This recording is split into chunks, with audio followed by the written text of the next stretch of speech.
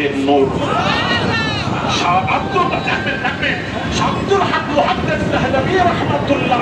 এমন কোন আহলে হাদিস গায়েব মুকাল্লিদরা মাযহাবী ফুরফুরাবি বেরেলি এমন কোন মানুষ নেই তাকে মানে না, আলেম ওলামা নেই মানে না। তিনি তার কিতাব আসমাউল আখিয়ারের মধ্যে লিখছেন সবচেয়ে বেশি মিলাদুন নবীর মজলিসে আল্লাহর রহমত নাযিল হয়। আর একটু জোরে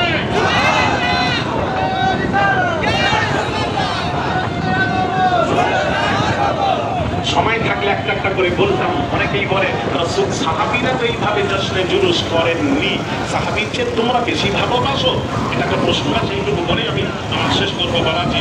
অনেকেই বলে, আপনাদের এলাকায় বলে কিনা জানি না, বলে উত্তরটা শুনলেন।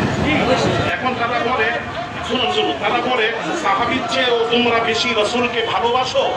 সাহাবীরা সবচেয়ে বেশি রাসূলকে ভালোবেসে, আমিও মানলাম, আমিও মেনে নিলাম। তাহলে সাহাবীরা তো জশ্নে জুলুস করেনি, আবু বকর, উমর, উসমান, আলী রাদিয়াল্লাহু তাআলা আনহুম আজমাইন তো করেনি। তোমরা তার থেকে বেশি মুহাব্বত দেখাচ্ছ। প্রশ্ন করলে উত্তরটা দয়া করে দেবেন। ওই মুফতি হোক মৌলভী হোক তাকে বসিয়ে বলবেন। হাদিসটা আমি বলি, হ্যাঁ, ক্বালা লি আল বুখারী মা ওয়াদা'তু ফি কিতাবিস সহিহ হাদিসান ইল্লা তাসালতু ক্বাবলা যালিকা সাল্লাইতু রাকা'তাইন ওয়া সাল্লাইতু রাকা'তাইন। ইমাম বুখারী লিখতে গিয়ে 16 বছর লেগেছিল। কত বছর? 3500 হাদিস লিখতে গিয়ে আকরাম বাদে, হ্যাঁ বাবাজি, 16 বছর লেগেছিল। ইমাম বুখারী বলছেন, আমি যখন হাদিস লিখতাম আগে গোসল করে নিতাম, গোসল করে 2 রাকাত নফল নামাজ ও সাল্লাইতু রাকা'তাইন 2 রাকাত নফল নামাজ পড়ে তারপর নবীজির হাদিস লিখতাম। আবার একটা হাদিস লেখার পর দ্বিতীয় হাদিস আবার যখন লিখতাম, আবার গোসল করতাম, আবার 2 রাকাত নামাজ পড়ে আরেকটি হাদিস লিখতাম। আবার দ্বিতীয় হাদিস যখন লিখতাম, গোসল করতাম, 2 রাকাত নামাজ পড়ে আবার হাদিস লিখতাম। এই করে করে 16 বছর হাদিস লিখতে লেগেছিল। তাহলে আমার প্রশ্ন হলো, সেই মৌলবীকে হযরত আবু বকর সিদ্দিক আকবর, ওমর ফারুক, হযরত উসমান গনি শেরে খোদা তারাও হাদিস লিখেছেন, কিন্তু তারা তো গোসল করেননি, হাদিসের লেখার পূর্বে 2 রাকাত নামাজ আদায় করেননি।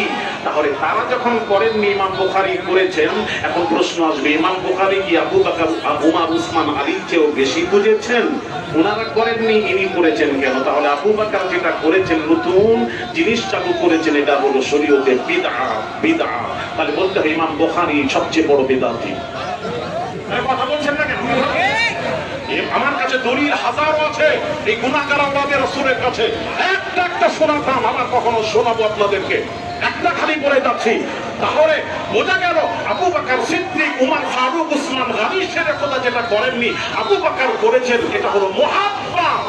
আবু মাহজুর রাদিয়াল্লাহু তাআলা আনহু নবীর সাহাবী, তিনি যখন সামনের চুলটা, এত বড় চুল জমিনে লটকাতো, সব চুল কাটতেন, সামনের চুল কাটেননি। এটা তো শরীয়ত বিরোধী, হারাম।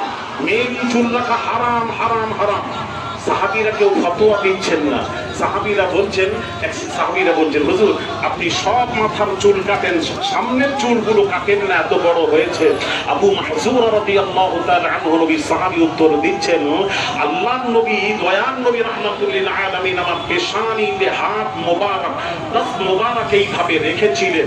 রাসূল পাক সাল্লাল্লাহু আলাইহি ওয়াসাল্লামের দস্ত মোবারক যে চুলগুলো দিয়ে স্পর্শ হয়েছে, ওই চুলগুলোকে তাবাররুক মনে করে আমি ছেড়ে দিয়েছি, কাটিনি, কাটবো না।